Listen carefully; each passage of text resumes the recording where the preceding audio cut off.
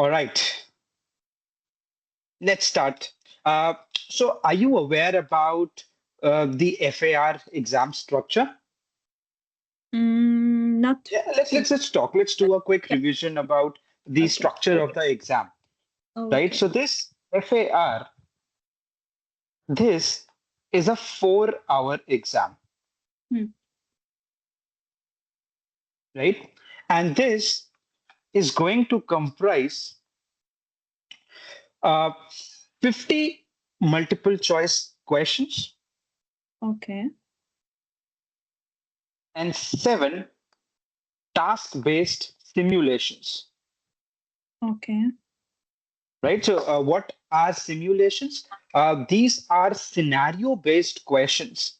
So, practical questions, right? You are Mm-hmm. put into a scenario, long questions. But the good part is, although the name is simulations, but this is still the multiple choice, right? So, Yeah. what you have to do is either you have to select from the options or you have to enter the numeric. That's it. You have to enter the amount, right? So these are simulations. Now, certainly, you cannot prioritize one over the other because in the exam, it is a 50-50% weightage, right? So Mm-hmm. 50% is the MCQs and 50% is the simulations. All Okay. right. Uh, Now, your exam is broken down into testlets, right? So there are various testlets. So you have testlet one, then you have testlet 2,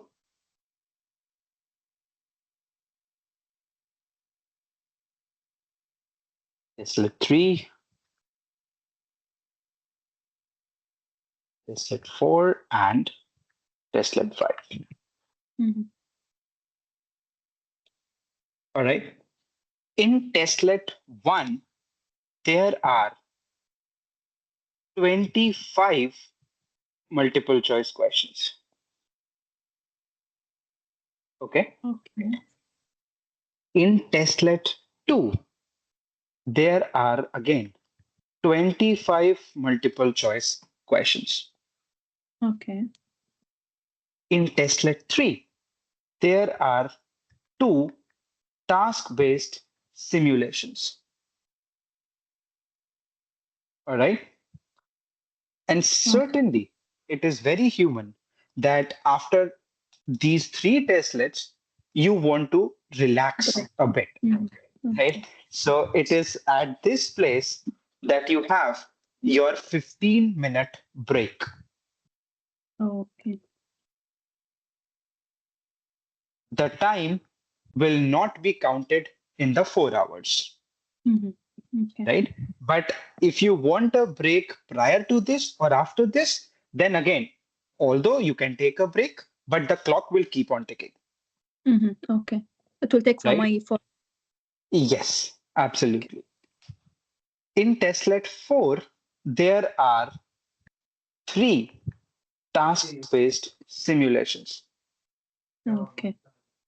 And in testlet 5, there are 2 task-based simulations. Okay. All right. So Mm-hmm. that is basically how your exam is structured. Mm-hmm. Uh, we'll talk about certain weightages also, right? So the topic of financial reporting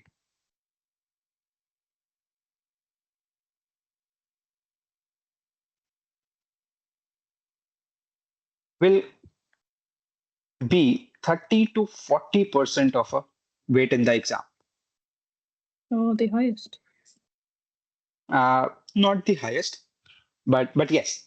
And what are the chapters that would be there under this? Mm. This is basically the general purpose financial reporting, the ratios, the not-for-profit entities, special Okay. purpose frameworks.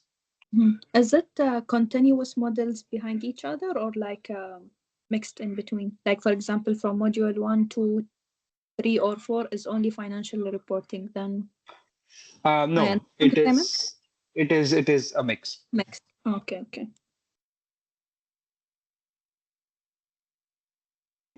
Comes select accounts. Let's call it select balance sheet accounts.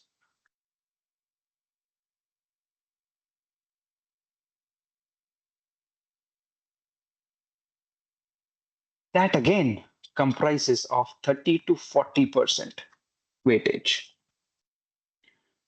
These Okay. are all the different accounts that will handle cash, trade receivables, inventory, PP&E, intangibles, equity, debt, bond, Mhm. right? All of Mhm. these accounts which are there in the balance sheet. We Then, have a lot of debit and credit type of questions in FAR,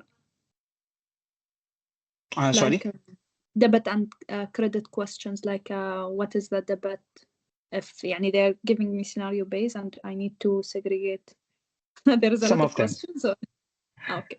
some of them, yes, some of them are okay.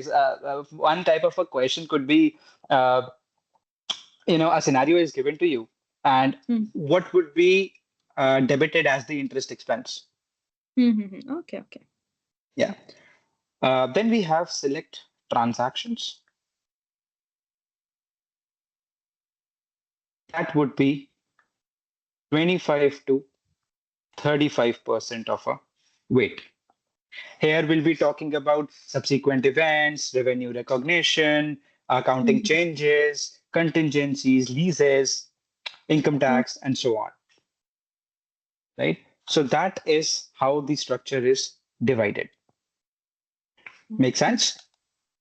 clear. Wonderful. So with this understanding, let us begin with Everything module is number. important. Absolutely. All Everything is important. topics. Yes, absolutely. You just cannot go in for the selective kind of a study. Mm-hmm. Okay. Great. What is the passing rate? 75? Yeah. Okay. Financial statements. Uh, we will start with the very basics and we will keep on building our base. All right. Oh, Uh, so, my very, very first and the most simple question to you is what do you mean by financial statements? Just it will give us a quick revision. so the financial statement is the story behind a story from number purpose for each company. It is divided into four main statements, which is the balance sheet, income statement, cash flow, and equity. Okay, and each one it represents something to the stakeholders. So, for example, the balance sheet it can show what the company own and owe. The income statement it can show us what is the revenue and the expenses of the company. The cash flow we can see what is the inflow and outflow of the company if it is operational, financial, or investment. What else? And the equity it shows the um, like from the stock purpose or what is the capital of the company, what can go to dividend purpose, what can go to the net income in the equity section in the balance sheet, and all of them are linked in between each other. Awesome. Awesome. Wonderful.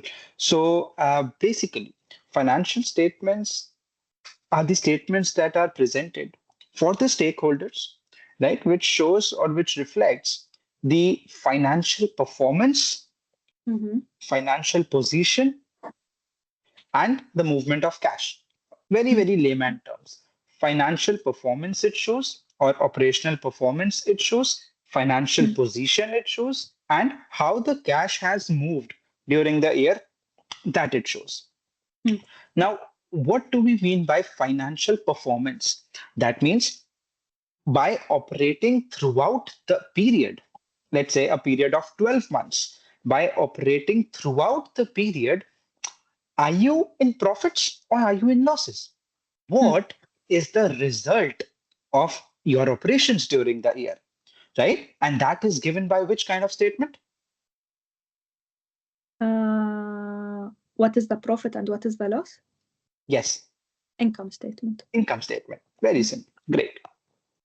That was financial performance. Now, financial position. That means as of a given date, not throughout the period. As of a given date, what is the position of assets? What is the position of your assets? What is the position of your liabilities? And what is your resultant equity? Right? As you correctly mentioned, what you own and what you owe, right? And the resultant equity that you have. Wonderful. Then movement of cash, inflows, outflows, and what is the resultant cash with you presented by the cash flow statement. All of this accompanied by notes to accounts, right? So whatever are the details that comes as a part of notes. For example, in my income statement, I might show revenue from operations, right? Now, Okay, I remember that. yeah, now that revenue from operations could be sale of products also, From sale of services non-asset also, equipments. Yeah. Okay. right? Sale of products also, sale of services also. Now, where will you get this bifurcation that your revenue is from the sale of products or from the sale of services? That detail is given in the notes to accounts. Okay. All right, wonderful. So we'll start with the very first one, which is the balance sheet, also called statement of financial position. Why? Because it reflects the financial position as of a given date, right? So Yes. a full set of financial statements reports the following: financial position at the end of the period, comprehensive income, investment by and distributions to owners, which is given by statement of changes in equity, and cash flows during the period. All of this supported by the notes to financial statements. All right.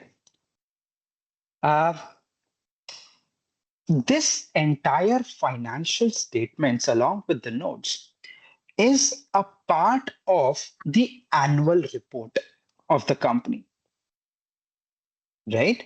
Uh, have you seen an annual report? I'm sure you Yeah. have. Yeah. What Which are includes some other important sections in the annual report? sometimes they present the operational part of the company, or what is their forecast of the future, what is their plan, their mission and vision. Sometimes if they have some sustainability work or any other not financial items. What else Fair, they show? fair. What else? What else? What else goes as a part of annual report? So an annual report for a US company is known as Form 10K. Right? We'll talk about this once we reach that section. But Okay. that 10K, what does that 10K contains? It will also have information about the company, the risk related information, and a very, very important section, which is the management's discussion and analysis section, also known as MD&A, right? So, what do we have in that section?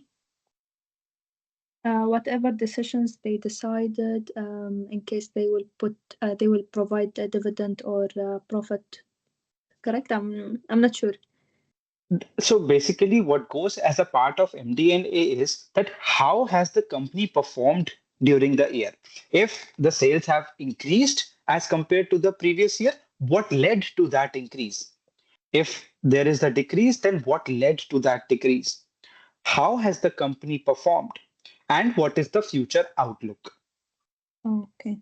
right? That is a part of your MD&A section. In fact, if somebody is a financial analyst and somebody is analyzing the financial health of a company, MD&A section is one of the most important section, Mm. right? That tells you why the differences are there during the year. So this type of reporting will help the investors to know the story, Yes, the numbers. absolutely. Okay. Great. Then we have a very basic accounting equation, and I'm sure you are well aware about this equation, Mm. right? That assets and the liabilities and equity side should always match, What? Mm. right? Assets is equals to liabilities plus equity. And this is the funda behind the double entry system of accounting as well, Mm. right? One question shall يعني is in this exam we need to know what is the difference between GAAP and IFRS or Uh, only GAAP? Not required. Okay, okay. Earlier, Even even there in were the a lot of recognition topics. side? Earlier, no. Earlier, there were a lot of topics wherein you have to remember. In fact, I remember when I gave my CPA, we had to remember all the differences between US GAAP and IFRS. Yeah, I But remember now, yeah, IFRS. We needed to know. Okay, yeah. that's So a lot of places things have aligned. In mhm. case there is some difference here and there, we'll talk about that, Okay, okay. right? Okay. Now, very quickly, so that you understand this accounting equation, I'll Mm. quickly take an example and you will tell me how would you place the items in the accounting equation. All right. Okay. So suppose you started your business with $10,000 of cash. Let me How would write you down. place the items? The 10,000 will be as equity. Okay. But there has to be a left side also to it. Okay. You want the full equation? Yeah, what will be the equation? Okay. My asset should equal also 10,000. So 10. Uh, okay. And under assets, how will you place 10,000? Under what component? It will be as a current asset. Exactly a current asset and it is a cash, Yeah. right? So cash 10,000, Okay. capital equity 10,000. Match? Match. Yes. Great. Now let's take another example that you took a loan from the bank $20,000. Okay. This will be as a current liability. We need to know, is it 1 year or more than 1 year? It's a liability. Let's keep that as a liability, right? So 20,000 liability, very good. And Second it will effect, be also as a cash in my assets. No, not amazing. cash. Account Yeah, payable cash? it is Cash? Okay. cash, right? It is cash. Very good. Amazing. So this is a statement of financial position. Mm-hmm. So you have current assets, cash, debts available for sale, debt securities. What is it? We'll come to it when we reach that topic, Okay. right? So what we need to know as of now is that there is a split between current and non-current component on the asset side, as well as current and non-current component on the liability side as well.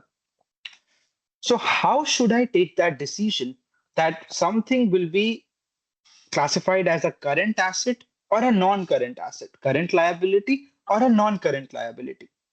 How should I make that split? It depends on the period. For example, for the liabilities, if it is within 1 year, then we will consider it as a current liability. If it is more than 1 year, it will be non-current. And for the asset, it will be how fast it can generate a cash. And it also need to be within 1 year. If it is um, an asset with a long benefit or uh, Yeah. what we say, plant, if it is equipment, then we will consider it as a non-current asset. We cannot generate a fast cash from it. Awesome. Awesome. So something which will get converted into cash within a period of 12 months, that's a current asset. And something which will give you the benefit over a longer period of time, that's classified as a non-current asset. Similarly, the obligations which will settle in the next 12 months, let's say, that's classified as current liabilities. And post 12 months, it's a non-current component, right? There is one line item, current maturities of long-term debt. What is this line item? What does this mean? Which one? The current maturities of long-term debt on the current liabilities. I don't know. Okay, so let's take an example to understand this. Suppose you are X incorporation. All right. Let's not take X. Otherwise, I might get into a copyright trouble. I won't use X. Okay. Suppose A incorporation. All right. Now, this company, A incorporation, let's say it takes a loan of $10,000 from the bank. Right? And the terms are that you took this loan, let's say, on 31st December, year one. All right, you're taking the loan on 31st of December, year one. And the terms say that out of 10,000, 2,000 is to be repaid in year two. Okay. Now, while making the balance sheet of 31st December, year one, how would you categorize this loan? So I have two questions for you. Question number one is, as on 31st of December, when you are preparing the balance sheet, what will be the amount of long-term debt? Right? And second question, what will be the amount of current liability? Non-current liability and current liability. My So as on non-current, yeah, go on. my current liability will be the 2,000. Very good. Non-current, I will minus it from the total, so it will be 8,000. Awesome. Amazing. So that means under the non-current liabilities, you will put the long-term debt. That the one I will pay in the next years, but for the under coming, non-current liabilities. yeah, for example, in year 3, 4, 5, Yes, correct. But for the current year, or when I'm in year 2, I'll put for the current period only. Right. So this debt in the balance sheet will be broken down into two components. The first one will be the non-current liability portion amounting to 8,000, and the current liability portion amounting to 2,000. This is what is current maturities of long-term debt. Understood? Yes, clear. Wonderful. Now, again, I am not getting into this discussion that what are current assets. Right? You very well know what are current assets. Yes, no need. All right. Just one thing, the classification between the current and non-current portion. So an asset is classified as current on the statement of financial position if it is expected to be realized within the entity's operating cycle or 1 year, whichever is longer. Right? We'll also discuss this once we reach the specific area. Right? So just remember this, operating cycle or 1 year, whichever is longer. So generally, we all take a period of 1 year. That means that's why we say 12 months. Okay. Right? What is included in the current assets? We all know Mm. cash, receivables, inventories, prepaid expenses. What are prepaid expenses? We'll get to this in a little while. Okay. Again, non-current assets, you are well aware of it. Yeah.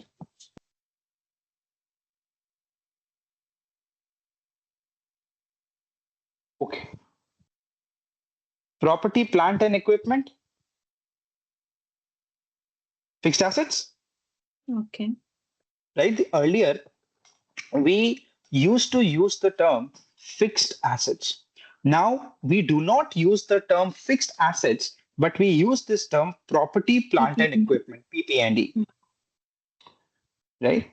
Then we have intangible assets and other non-current assets. For example, long-term receivables, deferred tax assets, etc. Mhm.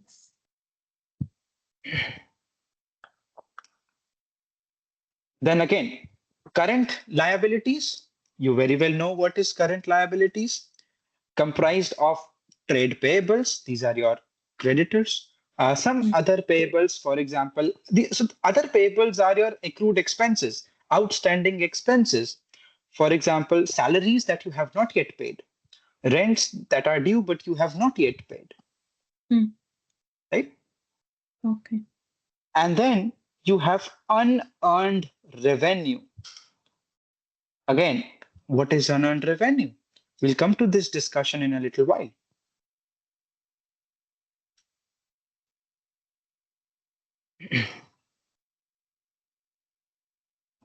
All right.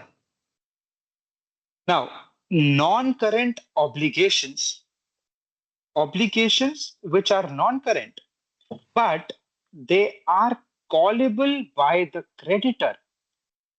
They can be called by the creditor because debtor violated the agreement. These are classified as current. All right. Mm. We'll talk Can you give about me an what are, example? sorry. Can you give me an example? The example could be you took a loan from the bank, but the bank said that at all times you have to maintain a debt equity ratio of, let's say, 3x, Okay. right? But you do not meet that requirement. So So there he might will be a credit. clause which said that entire amount will get due in case you fail to meet that covenant, Mm-hmm. Okay. Okay. right? Okay. Current liabilities do not include current obligations if entity intends to refinance them on a non-current basis and demonstrates an ability to do so. That means if there is my current obligation, which I am refinancing it into a non-current obligation. What is refinancing? Like to redistribute the payment phases or make it for Okay. a longer period, reduce the Uh, amount of payable. and how will I do that? I will ask the bank to redo the financing So, terms or not. no, no. So, so I'm basically, thinking from a personal loan. يعني when I take from the bank the personal loan. okay. So let's think from this perspective. I have a loan from X bank amounting to 20,000 and the rate of interest is 10%. Okay. Okay. Now, situations change after a period of time. And Y bank is offering me the same amount at 7% interest rate. So Okay. if I am a financially literate person, I am an accountant. I Hmm. have to be financially literate, Hmm. right? So if you are a financially literate person, what would that person do? I'll go for the 7%. So what you will do is you will take the loan from Y Bank at 7% and you will I will pay off. close. Okay, okay, Yes, okay. that Okay, is this you. is not when the bank will buy my loan and refinance me, right?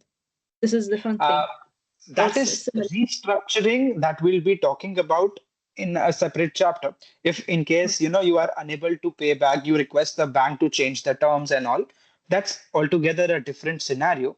But this is when you have refinanced your loan to a non-current basis, Mm-hmm. Okay.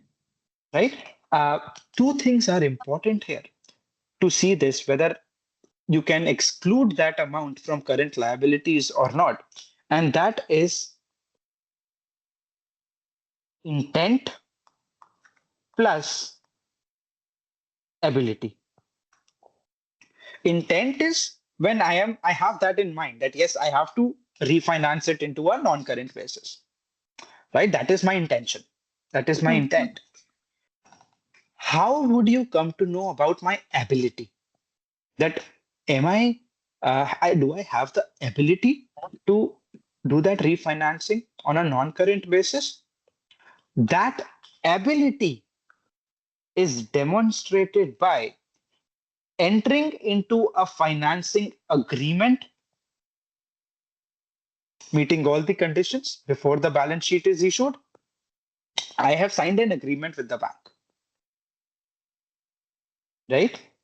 Issuing Okay. a non-current obligation or equity securities after the end of the reporting period, but before the issuance of balance sheet, and the amount excluded from current liabilities must not exceed the proceeds from the new obligation or equity securities issued. The amount that you will subtract from the current liabilities obviously shall not exceed the new loan that you're getting. Obviously, right? Again. So this says what is the amount that you will exclude from the current liabilities? That amount which I am refinancing into a non-current portion. Can we give If I an am example with numbers? yes, For example, suppose yes, I am giving an example. Suppose I will write here. Suppose my current liabilities comprises of, let's say, loan 1, 10,000, loan 2, 5,000. This loan 1, I have refinanced into a non-current portion, right? okay. And I have taken the loan, let's say 10,000 from another bank. Now, what is the amount that I will subtract here? Can this amount that I am subtracting exceed this proceeds? Oh, no, no. Okay. So whatever No, will right? be current liability, I will I mean the 10,000, the one I finance, I will move it from the current and I will keep it as a non-current. Absolutely. That is what it says. Okay, clear. Wonderful. Wonderful.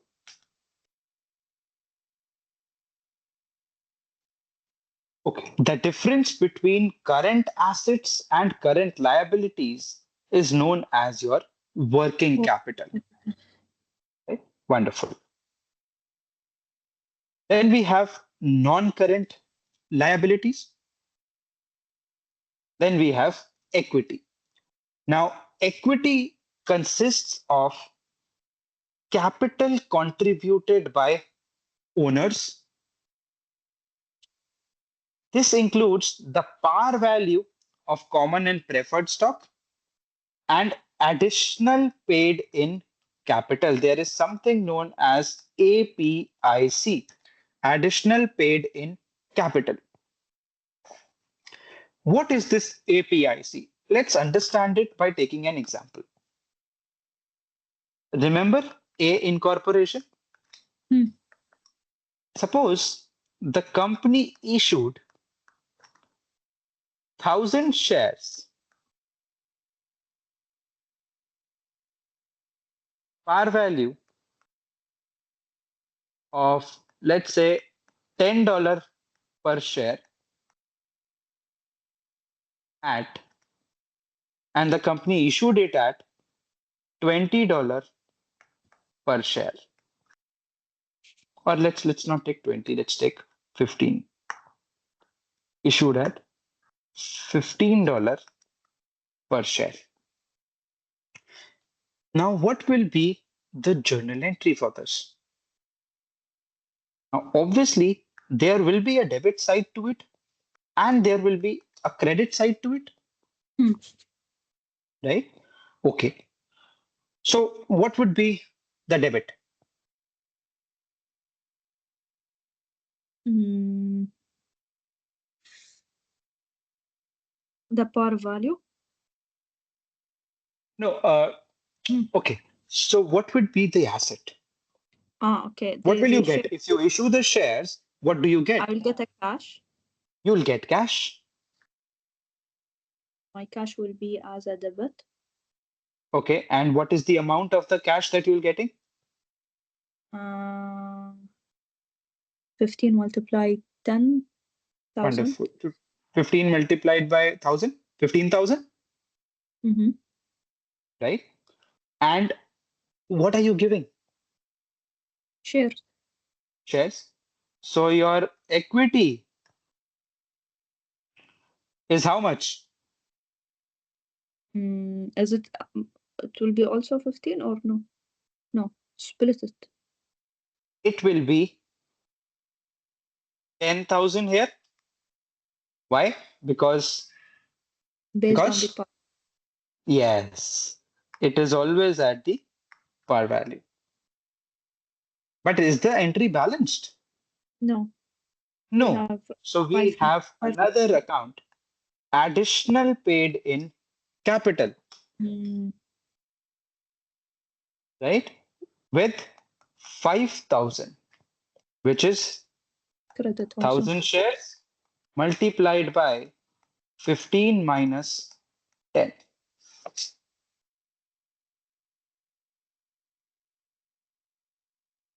Okay.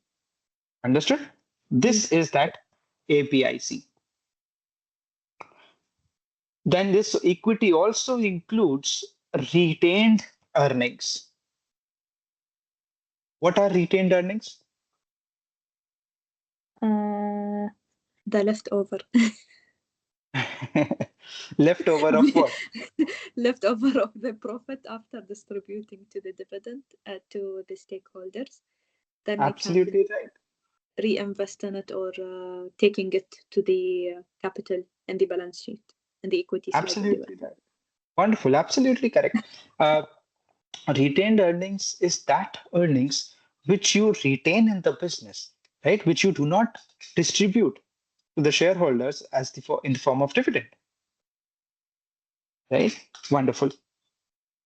There is one other component which is accumulated other comprehensive income, which we'll talk about in a little while, Yeah, it is right? 7 or This, maybe sorry, how many items? I think 7 or more than 7.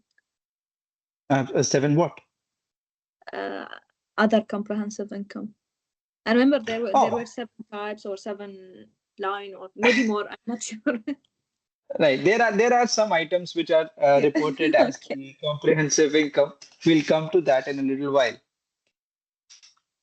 Okay. So there is another component as AOCI, accumulated other comprehensive income. And then there is also a component of non-controlling interest.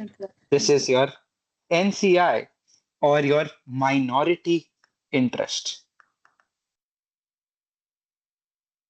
These all are mentioned also in the notes that we mentioned it earlier, right?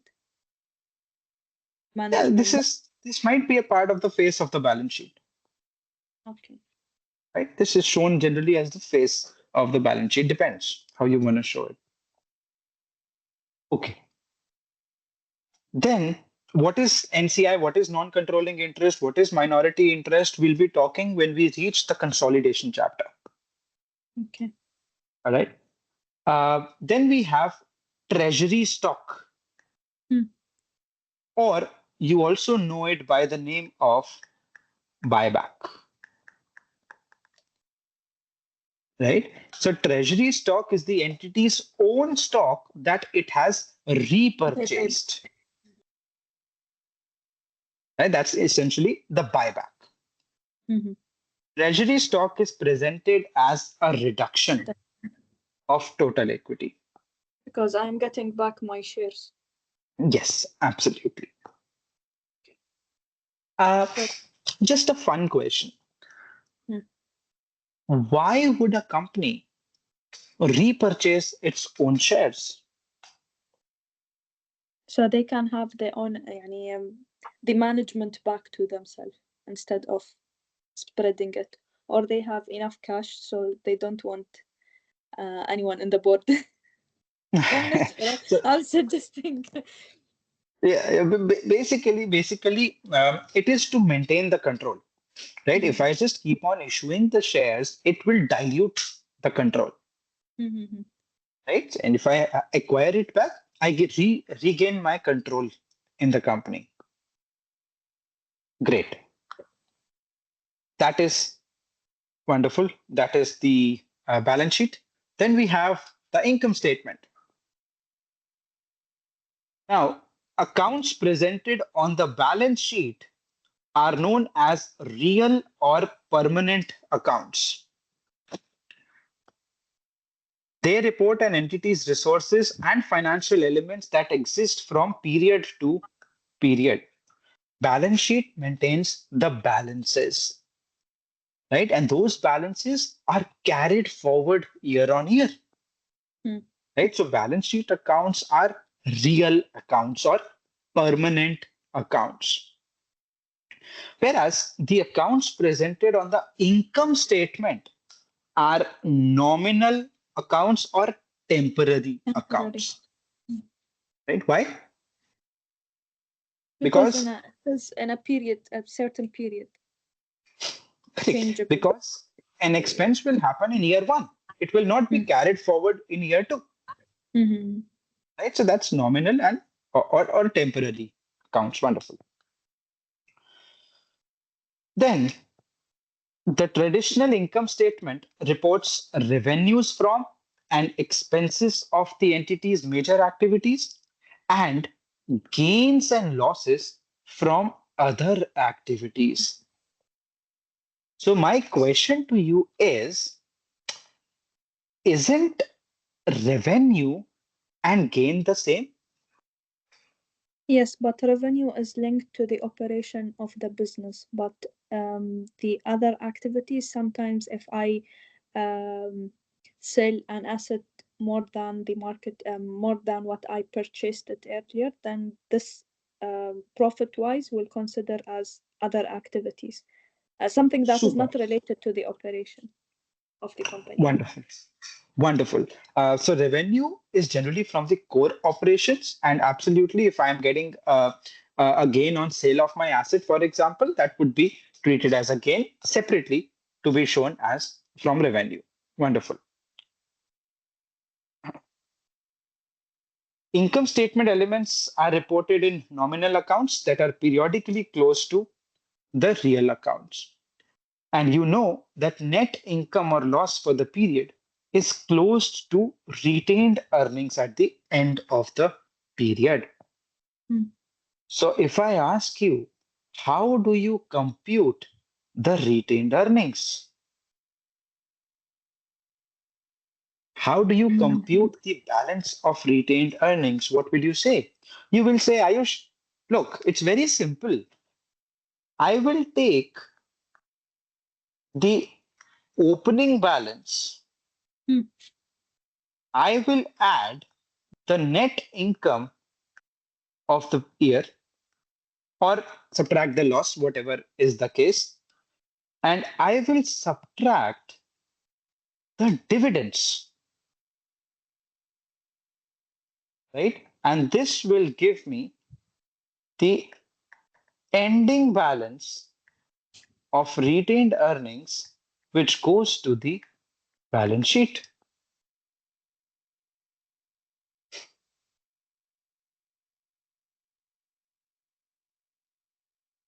Yeah. All right. Okay. Wonderful.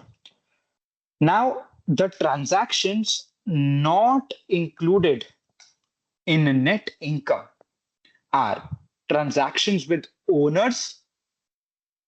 You don't show it in the net income. Error corrections. We'll talk about error corrections once we reach that particular chapter. Okay. Items reported in OCI. You don't include it in the net income. There is a different Tran- report, right? Sorry. Different report for the OCI. You can show it as a different statement. Yes. Transfers to and from appropriated retained earnings and effects on prior period of accounting changes. We'll talk about error corrections and accounting changes once we reach a particular chapter. And yes, very important. Any recognized amount not included in continuing operations are reported in a separate section for discontinued operations. Right? We'll talk about what is discontinued operations once we reach that stage. Okay. Now, the format of income statement can be a single step statement or a multi-step. Okay. Single step income statement provides one grouping for revenues and gains and one for expenses and losses. Right? So you can see you are presenting revenues and gains and expenses and losses, just two headings. Mm-hmm. Right? Then multiple step income statement breaks it down further. What are revenues? The cost of goods sold? What is the gross profit? Operating expenses? Income from Okay. operations? Other Mm-hmm. revenues and gains? Other expenses and losses? And so on. It is more detailed. It is more detailed and a better It statement Mhm. for the stakeholders. Can give a very clear view on the expenses Absolutely. side of the profit. Wonderful. Absolutely. Now, one thing to note here is when we are talking about uh, IFRS or other statements, generally we call it selling general and admin expenses, SG&A. Have you heard Mhm. about this term? Yes. Yes, selling general and admin expenses. So uh, here, please note we are showing selling expenses separately and general and admin expenses separately, right? So under US GAAP, selling expenses are to be shown separately and general and admin expenses are to be shown separately. Mm-hmm. Okay, wonderful. Then you have the condensed income statement. The third format is the condensed income statement, right? It just includes only the section totals. That's it. Net sales, cost of goods sold, gross profit, selling expenses, general expenses, and so on. Now, that's the most widely used format. And all the details are given under the notes, right? Okay. Also, please note one This is thing. very summarized level. This is just the totals. That's it, right? Just note one thing over here. Income statement for the year ended 31st December year one for the year ended. Uh, let's go and look at the balance sheet.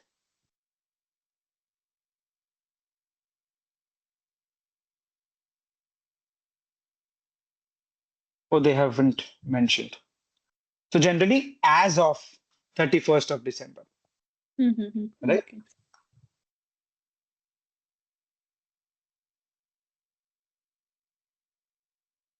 All right.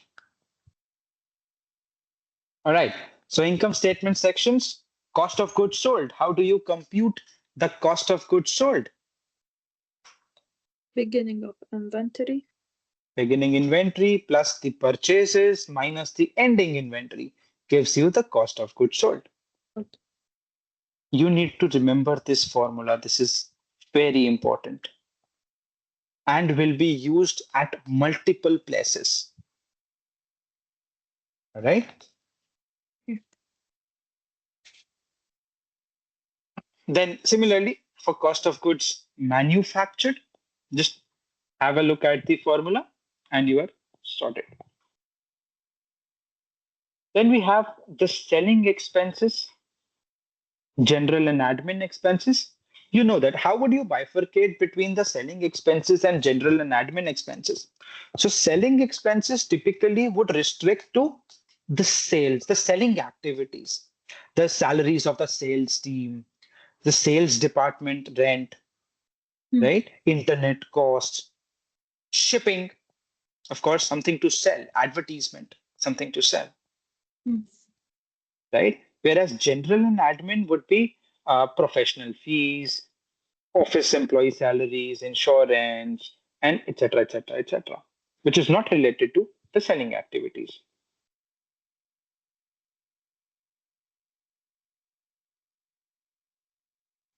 Okay. Then, of course, interest expense is one component. Material items that are unusual in nature, infrequent in occurrence, or both unusual or infrequent, are reported as a separate component of income from continuing operations. These items must not be reported net of taxes. Gains or losses of a similar nature that are not individually material must be aggregated. Right? For example, let's say there is a fire in the factory. Now, that's an unusual item and infrequent in occurrence, right? Okay. That is one such example.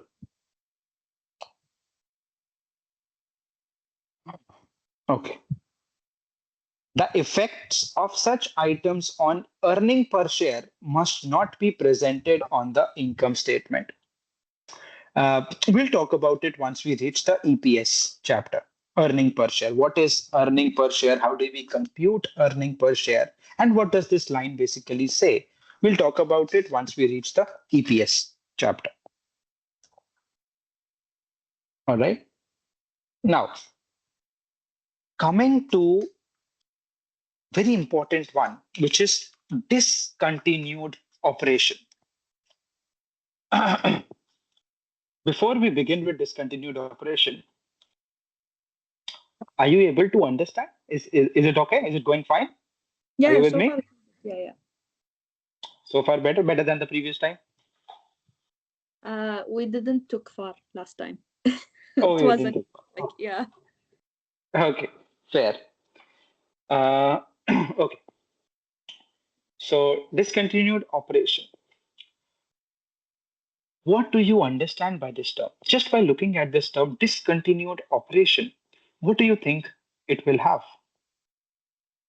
Is it related, like, for example, I have a factory that have multiple of lines, then I decided to stop one line and, for example, sell the machines that I have related to this item only, the one that I will discontinue or stop it.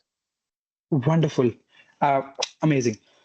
So discontinued operation by the name is an operation that you decide to discontinue during the year, right? Now, it might happen that you decide to discontinue in October. Now, Okay. from January to October, there would be something that you were doing. There would be some results of your operations. How to report that? And the Right? discontinued operation?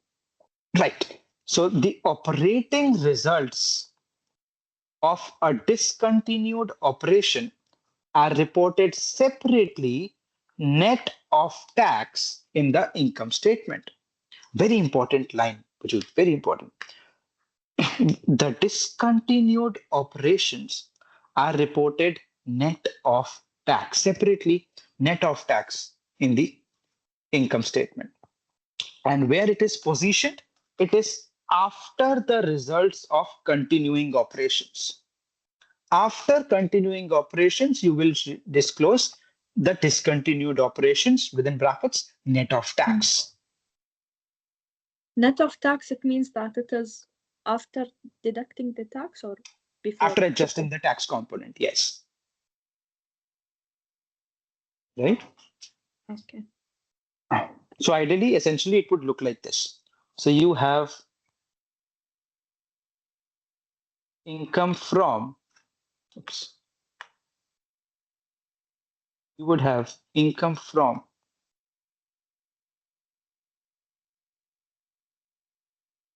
continuing operations, then discontinued operations net of tax. This would give you your total net income, right? Okay.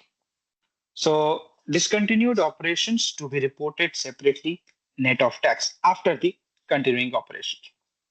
Then, if a component of an entity is disposed of during the period, any gain or loss on disposal must be disclosed on the face of the income statement or in the notes. That means if I dispose of an entity, if I am disposing of a component, then any gain or loss on disposal that I have to disclose it, right? That is number one. Number two, if a component of an entity is classified as held for sale, if I am classifying a component as held for sale, that means it will be measured now at the lower of its carrying amount or fair value minus cost to sell. We'll also discuss that separately once we reach that segment. But just remember that if I am uh, if I am classifying a component as held for sale, that means in my mind I am going to dispose of, right? So if I am classifying it as held for sale, it now how will I measure it? I have to put it in the financials, right? At what is the measurement basis then? It becomes the lower of the carrying amount or the fair value minus the cost to sell, right? What is fair value minus the cost to sell? Fair value is the market value minus Yes. the value that I purchased it at the time. No. Cost to sell is basically if I have to incur some additional cost Okay. Yeah, okay. for the sale to happen. Okay. Right? We'll discuss it. We'll discuss it later. No problem. You know, all these, yani, I already studied them and it comes like flashback. Yes, it does. It does. But I hope this time you'll hold it for real, right? And we'll pass Inshallah. the exam in one shot. Inshallah, I hope so. That's Ah, why I you take will. my time. Inshallah, by April, I'll do the exam. Inshallah. Absolutely. And I'll get the good news and I'll have a coffee. Okay. Hopefully. Okay. So operating results reported in discontinued operations include any income earned or loss incurred during the entire reporting period. That is, before and after the component was classified as held for sale. You will include the results, whatever is the income or loss during the entire period. Operating results also include any loss for a write down to fair value minus the cost to sell, which is known as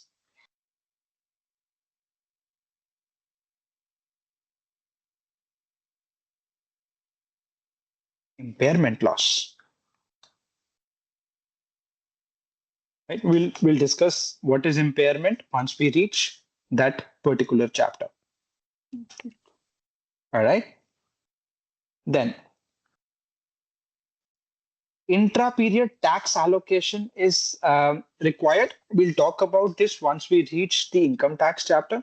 Okay, so the problem with starting with financial statements as the first topic is that there are a lot of From things which, everywhere. of course, are there in the financial statements, which we will read a little Mm, later, no right? So problem. we'll have to hold on to these Okay. components. Okay. All right. So let's do this example. And before that, if a discontinued operation is reported, basic and diluted earning per share amounts for the discontinued operations are also presented on the face of income statement or in the notes. That means if discontinued operation is there, then earning per share has to be for the continuing operations also and discontinued operations as well. Right? And EPS is of two types, basic and diluted, which we'll talk about once we reach the EPS chapter. Okay. All right. So let's try to do this example. On July 1, year 1, MK company approved a plan, approved a plan to dispose of segment X on 1st of October, year 1. So on July 1, you take that decision, you approve a plan, and it has to be disposed of on October 1, year 1. As a result, segment X was properly classified as a discontinued operation. Okay. It was sold on October 1, year 1 for $480,000. Okay. The tax rate is 40%. The following data pertain to segment X. Operating losses were 110,000 for the period January 1 to June 30, year 1.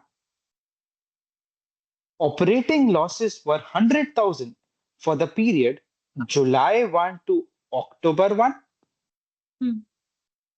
The operating losses presented above do not include a loss on disposal or a write down to fair value minus the cost to sell. Okay. The carrying amount on July 1 is given to you. Fair value minus the cost to sell on July 1 is given to you. Hmm. The following are MK's year 1 income statement items excluding segment X's results. Hmm. Revenues, cost of goods sold, general and admin, and interest expense. Okay. Year 1 operating results of segment X are reported in discontinued operations. The loss from discontinued operations for the year ended 31st December includes all of the following. Now, what will you include as a part of discontinued operations? Okay, I will Remember? put the discontinued losses, the operating losses, both 110 and Very 100. good. Both of them. Yes. Why both of them?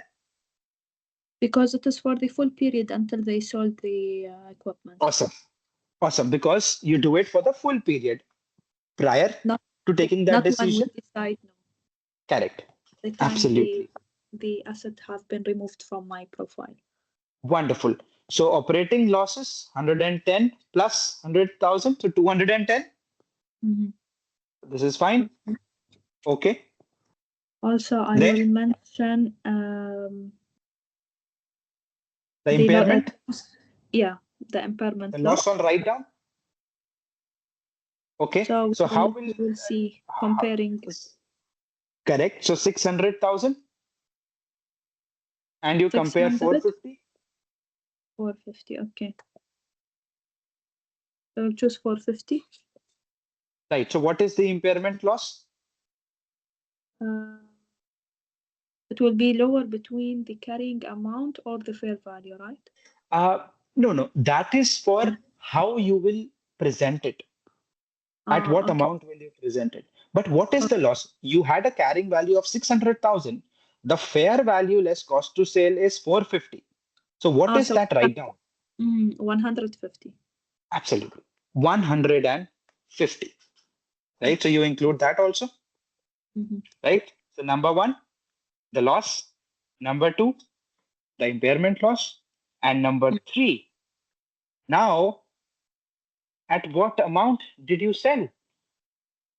480? I sold it with 480. Okay. 480? Yeah. But at what amount will it be shown in the books? We will see. We'll see what in the book. Okay. First, I presented that I am holding it for sale. Okay, we'll do like this. Okay, so what is the selling price? 480. 480, right? Now, what Okay. is Fair value. the carrying amount? 600. It was 600 earlier. It was 600, but what is the new carrying amount now? Is it Will 450? Yes, it will be reduced down to 450. So now Okay. you will start showing in the books at 450. Okay. Clear with this? Mm-hmm. And this is very important. So selling it again. Right. So what will be the gain? 30. 30,000, Okay. right? The gain on disposal was 30,000. So please remember we have to include these three things as a part of discontinued operation. Okay. Now, if I sum them up, how will it look like? The loss of 210, the loss of 150, and a gain of 30. Okay. That amount will be shown net of tax. That is how you show it, net of tax. Mm-hmm. 1 minus the tax rate. Okay, so essentially it will now become like this.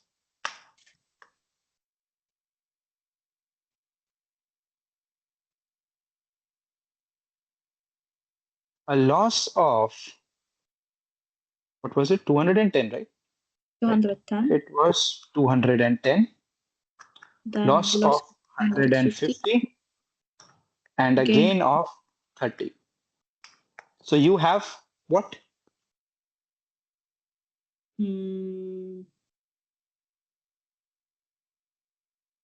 360, 330. Correct? 330, right? A loss of 330. Hmm. And you have to show it as net of tax. Okay, so I'll remove the tax from the 330. Right, multiplied by 1 minus the tax rate. It will give me 198. That is your amount, 198. I can use the calculator in the exam, correct? Yes, absolutely. Or they will provide me. Sorry? I can get my. They will provide. They will provide. But you will have a calculator. You will have a calculator on the The software basic. also. The Yeah. basic one, of course, not Yeah. the financial one. right? You'll have a calculator on the screen also. You'll have a spreadsheet also. It is not Excel, but it is a spreadsheet. And I recommend not to use that spreadsheet. It's very cumbersome, right? Okay. I And you'll used have a to the rough paper pad and also. pencil. Yeah. Very good. I also did the same. You just have to, scribble. Great. Understood? Discontinued operation? Yes, clear. Wonderful. And you show it separately as the discontinued operations. Okay. Then we have comprehensive income. Comprehensive income is equal to net income plus other comprehensive income. All right? Net income plus other comprehensive income. Okay. Other comprehensive income includes the following items for you. Unrealized holding gains and losses on available for sale debt securities. Security classified as AFS, available for sale. Unrealized portion only. What does it mean? We will talk once we reach the debt securities chapter. Okay. All right. Then gains and losses on derivatives designated and qualifying as a cash flow hedge. Those derivative transactions that are classified as a cash flow hedge, the gains and losses on that component. Now, what is that component? We'll have to wait till we reach the derivatives chapter. Okay. Is it a heavy chapter? No, Derivatives? not really. Not like in the CFA? Oh, no, absolutely not. Okay. Very simple then here. CFA is a lot more emphasis on corporate finance, right? So Yeah. derivatives is a major component of CFA. Mhm. But here we're I restricted didn't to accounting. That's good. Do you like derivatives No, as a concept? no, I didn't like the CFA at all. Oh, really? It's not No my problem. Okay. So then we have foreign currency change. translation adjustments. Translation, not the transaction. So there are two components. One is foreign currency transaction. We are not including the transaction. We are including the translation. All right. Okay. So foreign currency translation adjustments. What is foreign currency translation? We'll talk about it once we reach the consolidation chapter, or let's say the foreign currency chapter. Okay. Then we have changes in fair value attributable to instrument specific credit risk of financial liabilities for which the fair value option is elected. Again, we'll wait for chapter 4. Okay. Okay. Uh, like discontinued operation was presented net of tax, OCI also has to be net of tax. Each component of OCI must be presented net of tax, or you just aggregate and you present net of tax. Okay. Okay.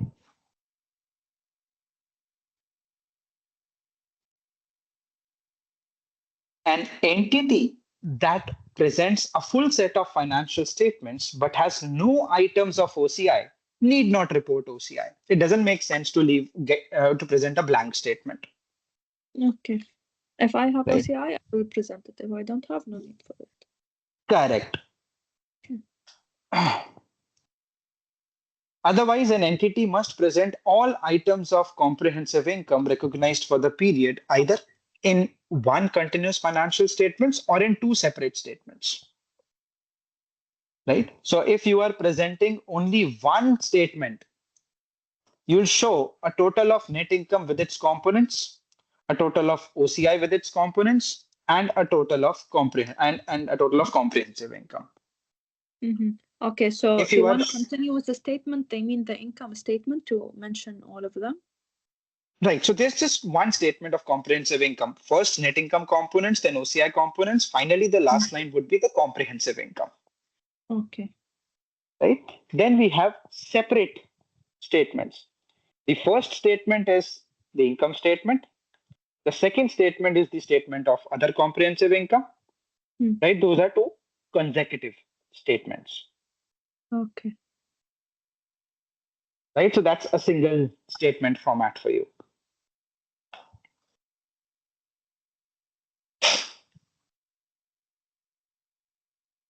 Now, do you remember I told you that net income has to be taken to the retained earnings, Yes. right? So that means net income is closed to the retained earnings, right? Mm-hmm. OCI is closed to accumulated other comprehensive income. Remember, when I was explaining balance sheet, I wrote AOCI. Yes. Yes. Also, let me double check. Do you remember? Let me show it. Do Ah, you see okay, in this the equity section. Yes. accumulated Yeah, yeah. OCI? Okay. So Right. both of So them are your presented in the balance sheet, but in a different line item. uh, so yeah, exactly. That is accumulated OCI. That means OCI of the previous year, accumulated OCI of the previous year plus the OCI of the current year. That will give you the accumulated OCI. Make sense? So far, yes. Sure. Yes. Good. Let me give you an example. Suppose, suppose I am giving you the balance sheet, and suppose you have accumulated OCI of 2023 100, right? You are preparing for 2024. You have the statement of OCI where the net amount is 50. Now, what will be the AOCI for 2024? 50. 150. Why? Oh, okay. Because Accumulated. Okay. balance sheet, yes, because balance sheet has the balances. Mm-hmm. So how do you compute for 2024? I Opening will take balance, 2023 ending. correct, plus you The close the current amount to OCI. clear. Yeah, wonderful. Then we have the statement of changes in equity. This basically provides disclosure of changes during the accounting period of the opening and the closing. It's basically a reconciliation of the beginning and the ending balance of equity accounts. What led to the change in equity accounts, Okay. right? Wonderful. So retained earnings, this we have already done. It includes the net income. Mm-hmm. Also, any prior period adjustment net of tax. Prior period adjustment net of tax. We'll discuss it once we reach the prior period adjustments chapter. Okay.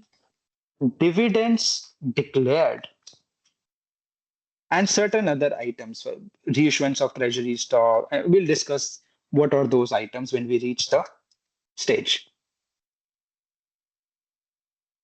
right? Okay. Then we have special purpose framework. Now,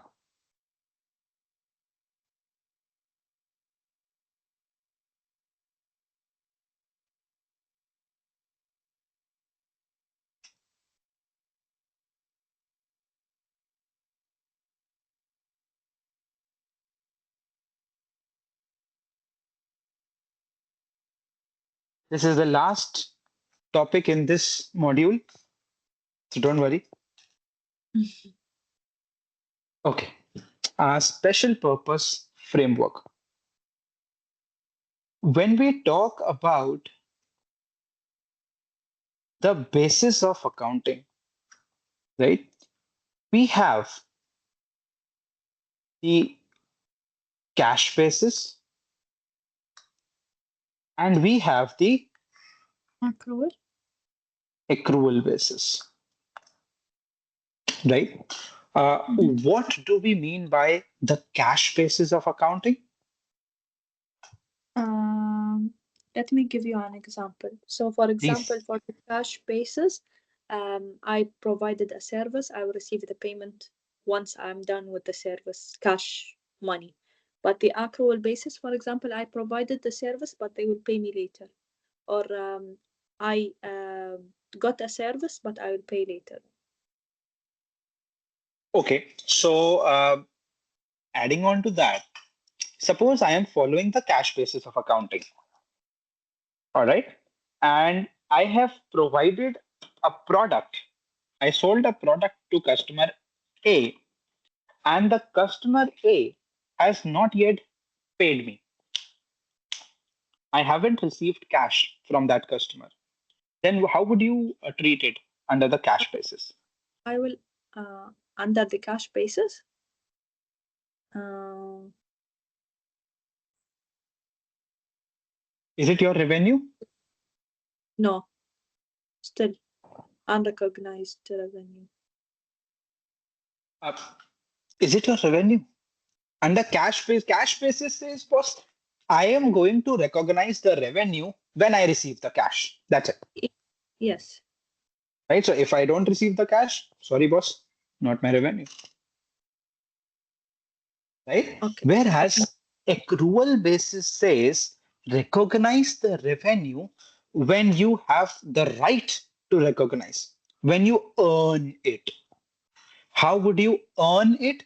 That means if I have provided my part of the obligation, if I have completed my part of the obligations, I have a right to recognize the revenue, Okay. whether or not I have received the cash yet. Whether or So the not first one I have recognize received the the cash. revenue when I receive the cash, physical cash. So cash basis says recognize the revenue when you receive the cash, or But the second one, expenditures when you pay the cash. okay. Right? Accrual says revenue will be recognized when I have earned it, not Okay. irrespective of whether I receive the cash or not. Mm-hmm. Okay, clear. Okay. Now, if this is the case, there are four associated concepts when it comes to accrual basis.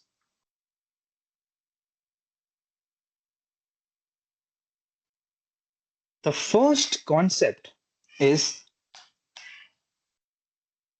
I have provided the service to, or I have sold a product to customer A. The customer A has not yet paid. How would I treat that customer? Mm, I don't know. What is the journal entry? If I sell a product to you and you are yet to pay me, how would you Account. treat you? Okay, account receivable will be debit. Absolutely. Yes. So the case where I have not yet received the money,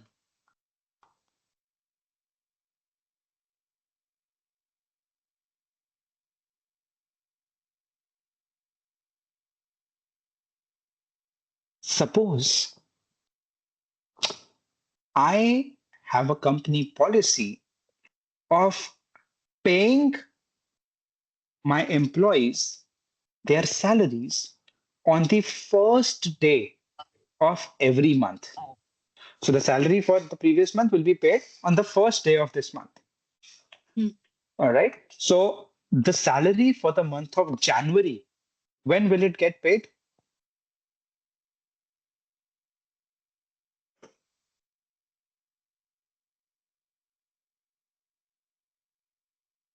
It's very simple. If I am paying on the Your first day of sound the is next break- month, sorry. your sound is breaking. Okay. Is it better now? Now it's okay. Yeah, I couldn't hear what Okay. you said. Only salaries will be paid in the first of the month. Okay. So if I have a company policy wherein I am paying the salaries on the first day of next month. That means the salary for the month of January will be paid on First of the month 1st of of February. February. Yeah. Okay. So salary for the month of July will be paid on 1st of August. 1st August. Salary for the month of December will be paid on 1st of January coming year. next year. Yeah. Next year, right? But my books close on 31st of December, Okay. I will consider it as accrual base, which is account payable. I will pay. which is your accrued expenses, Okay. outstanding expenses. With expense. Okay. Suppose my customer comes and pays me an advance. I have not yet provided the service. That Okay. This will concept be is prepaid or unearned. unearned revenue. Mm. And if you have paid an advance and you'll get the benefit over the time, that is Prepaid. your prepaid expenses. Understood? I am so accounts Okay. receivable and accrued expenses is absolutely comfortable, right? Yeah. So I am So explaining unearned um, revenue. okay. After this, we'll take a break. Okay. Unearned revenue. Let's understand this by taking an example. Suppose I have a company, A Incorporation, and I am into magazine publishing. I publish business magazines. There is a customer B, who subscribes to my magazine for 3 years and pays me $30,000. This person pays me $30,000 for a For 3 year free. for 3 year subscription, and this is happening on 1st of January year one. I want to know from you what will be my revenue on 1st of January year one. I will only consider the cost or the revenue of 1 year. So I'll divide 30,000 by 3 years. No? So what will be your revenue for year one? Then You are saying it should be 10,000? yes, maybe. Absolutely wrong. Okay. I'll Okay. consider the 30 then. Oh, you are saying 30 now. Bad Okay, now? so you are saying 30,000. Oh, wait, we don't have the Absolutely revenue. wrong. Zero revenue. Because still I didn't provide him the Awesome. Now you are right. Zero is right. Don't by the end of underestimate the power year of one, zero. I will consider the revenue. So the concept is when this person gave an advance, have you completed your part of the obligation so far? No, Have you given the subscription? no. No, we're not provided with that information. So most likely not, right? So you are not eligible to recognize the revenue here. But you have received an advance. It has to go somewhere in your financial statements, right? So where should that go? Under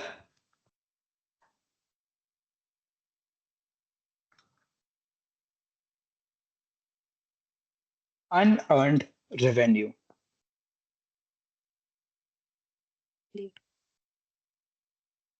30,000.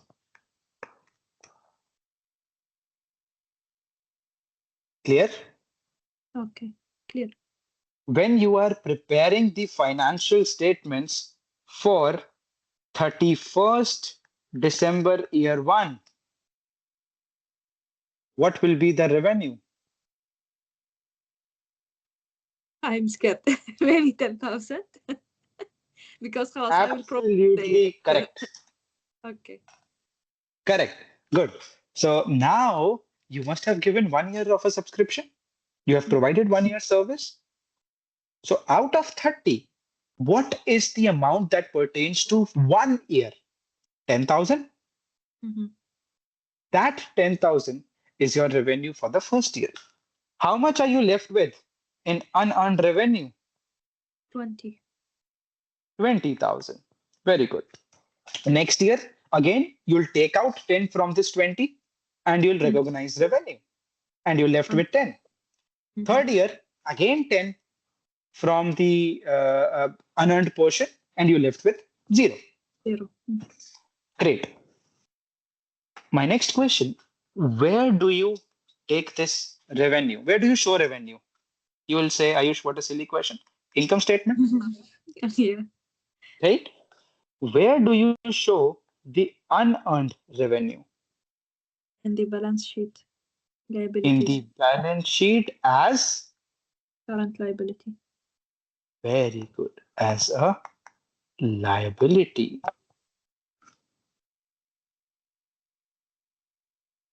Wonderful. So if I ask you, what will be the journal entry? Keep this thing in mind, Vijay. In this FAR, if you do the journal entry right, maybe in your mind, you will not go wrong in any question. That is the power of journal entry in this exam. So if I ask you, what is the journal entry on, let's say, the 1st of January? Year 1? Year 1, yes. When you Okay. receive the advance. So the unearned revenue will be debit, credit. But what is my debit? Cash? No. You received an advance on 1st of January, year 1. Okay, cash. Cash will be 30,000. And unearned revenue will be 30,000. Wonderful. Unearned revenue? Great. Is your 30,000? Good. Now, Then on 31st of December, what will be the journal entry? I will flip. So the unearned revenue will be debit. Very good. And How much? it will be 20. 20 or 10? How much are you taking out? Okay, I'm taking 10. You're taking out 10. So see what's happening. Keep the concept of debit and credit in mind. What's happening? Unearned revenue is a liability. And liability has a credit balance. Right? So if I remove Liability Right. I remove from asset. Correct. If you are crediting unearned revenue, that means you are increasing the liability. Hmm. And now you are saying, I want to take out 10,000 from that liability and recognize revenue. So your liability will come down. Okay, clear. For liability to come down, you'll have to debit it. Hmm. Because if you credit, that will increase the liability, Mm-hmm. right? So unearned revenue debit 10,000 and what will be Cash, credited? cash will be credit. Why is cash going out? No, I will. Then What will take unearned revenue? what are you doing? Once you're taking out 10,000, why are you taking out 10,000 from unearned revenue? Because I'm providing service. So what is that 10,000? That 10,000 is your revenue now, correct? Yes. You are Yeah. now recognizing it as revenue Okay. So it will be and my credit. revenue is credited. Mm. Okay. Understood? Mm-hmm. Clear. Awesome. Great. And that is why the balance of unearned is 30 plus 10 minus the balance remains 20 20. after the end of year one. Mm-hmm. Comfortable? Yes, so far okay. Just the flip side of this is prepaid expenses, where you are paying an advance. So if you are paying an advance and you are going to receive the benefits in the Hmm. coming months, how will you treat it? Will it be a liability or will it be an asset? I am paying in advance, so the cash will be reduced. Okay. And the benefits, you will be Will receiving the come. benefits over time now. The prepaid So expense will be under my current assets or under the that, assets. that means what we are trying to say is why unearned revenue was a liability because I had to provide the service. Hmm. I was obligated to provide a service, right? But the prepaid, Prepaid I expenses, I need I to am receive. entitled to receive the benefits. Mm-hmm. Okay. And hence, prepaid expenses will be my assets, Okay. right? Yes. So if you pay in advance for 3 years insurance, what will be the journal entry? Come on. Okay. The debit will be I am paying cash. You are paying cash, okay? Yes. So what do you do?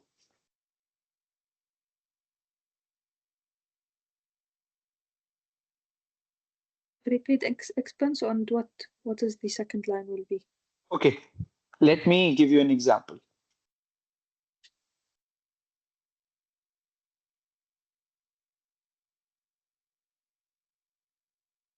We have a company and I am paying, let's say, company Y for 3 years insurance in advance on 1st January year one, amounting to $3,000. Okay. So on 1st January year one, what will be the journal entry?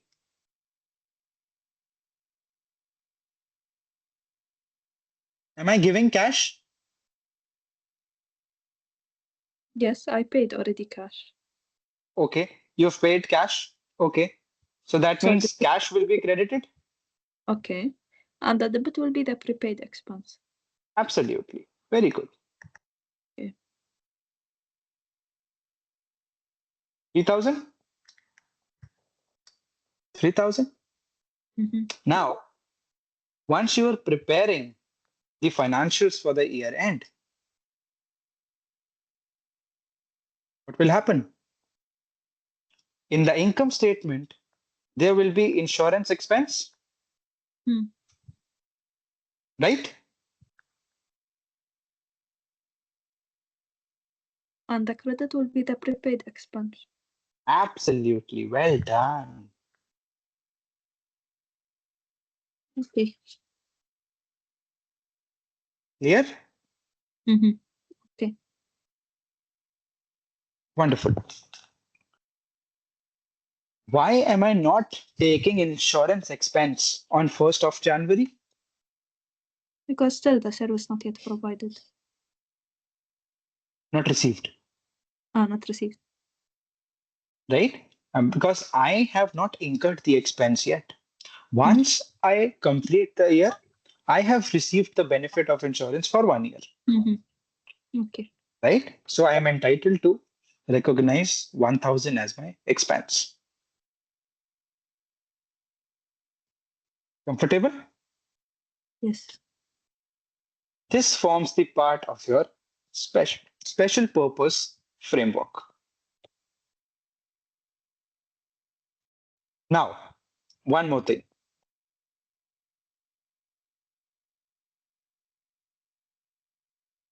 If I give you a question saying,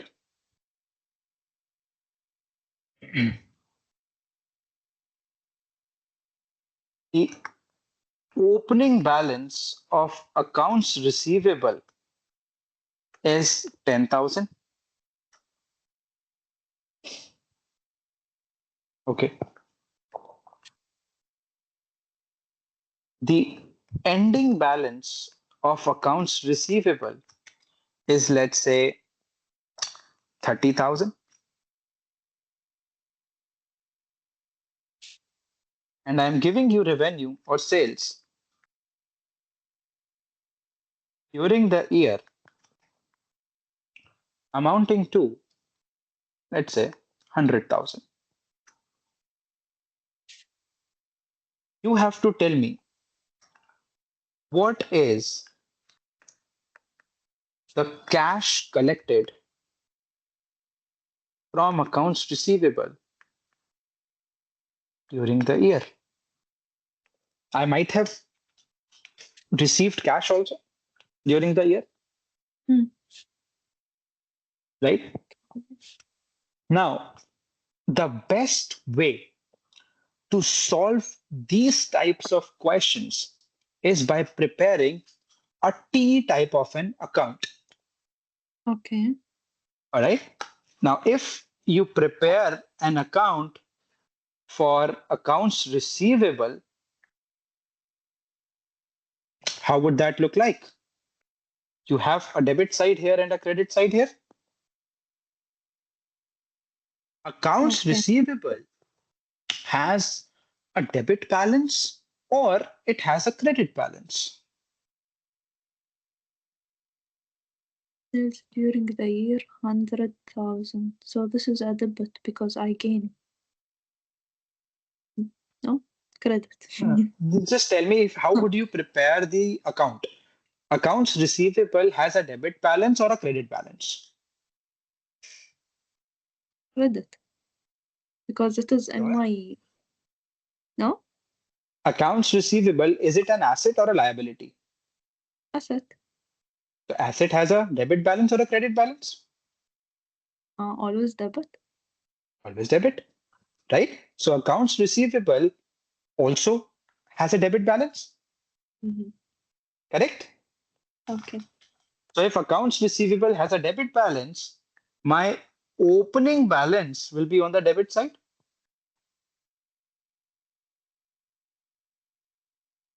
and my closing balance will be on the credit side, Okay. correct? Now, The sales. okay. The ending balance is credit. Okay. Now, looking at the sales. If I am selling to a customer who has not yet paid me, that sales would it increase my accounts receivable or would it decrease my accounts receivable? Again, the sales what? If I am selling a product to you, right? And you have not yet paid me. Would this Okay. transaction increase my accounts receivable or would this transaction decrease my accounts receivable? It will increase. It will increase. 100% sure? Yes. If it will increase your accounts receivable, where will you put it? Debit side or credit side? Should be debit. Should be debit. Well done. So sales 100,000.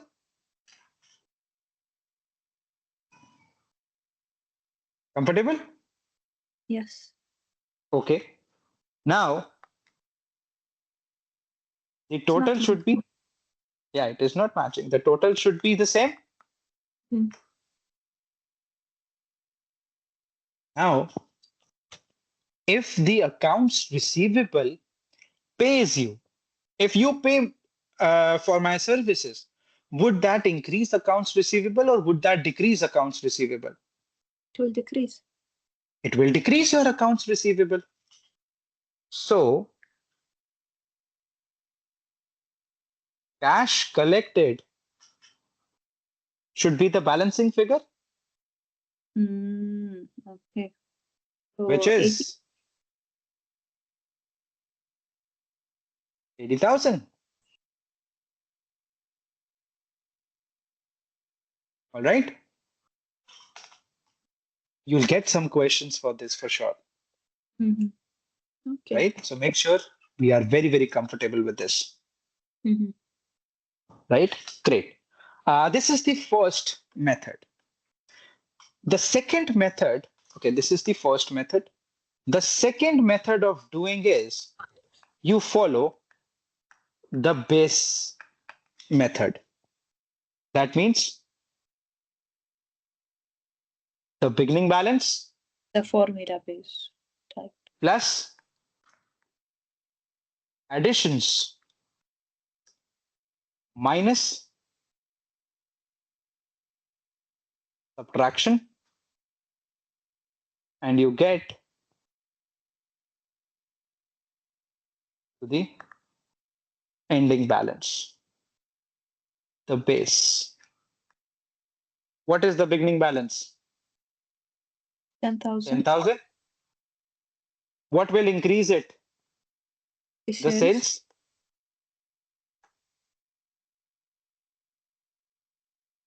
100,000. What is the ending balance? 30,000. 80. Oh, sorry, 30. Yeah. And then what will reduce it? The cash collection, the balancing 80,000.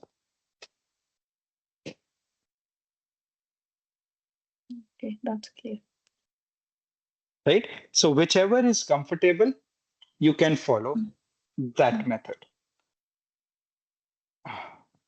You should be remembering these formulas by heart. This is exactly what we have done. Okay, it's mainly the Right? same, like when we calculate the cost of goods sold or the cost of good manufactured, it is the same formula, Same but playing formula with with the, different accounts. yeah. Mhm. Right? Similarly, for expenses also, you should be very comfortable. Mhm. Okay. All right? Wonderful.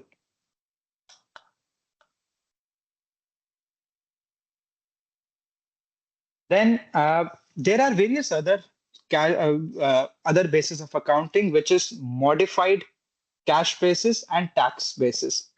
Income tax basis is used to calculate the income tax liability as per the tax laws, right? And then there is something called as modified cash basis, right? Mm.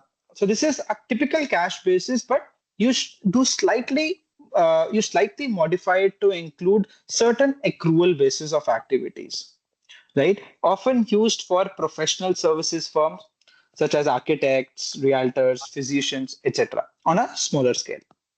Mm-hmm. Okay. Okay. That completes your module number 1, Hujul. So far, so good. Good So reflection. far, so good. I am very happy to hear that. But this is the beginning. I am sure, Introduction. yes, it is. It is. It is just the beginning. But you're doing brilliantly. Yalla, alhamdulillah, good. Wonderful. Great. So let's take a break here. All right. Okay. Let's take a break for some time for 15 minutes. Would that be okay? Yeah, it's enough, more than enough. We'll take a break for 15 minutes. We'll come back and we'll try our hands on some questions. We'll see how we do on the questions front. All right. Perfect. You will go Wonderful. through the presentation, or always you will go through the book only? What do you prefer? I'll try to restrict myself to this book. I will keep sharing the presentations. The presentations is just a summarized version of the Summary. book, Okay. right? For your exam retention purposes. At some Okay. places, I will definitely, once I am doing the revision, then I will follow the slides, Okay, okay. right? Clear. Wonderful. I'll see you in 15 minutes. Yeah, okay.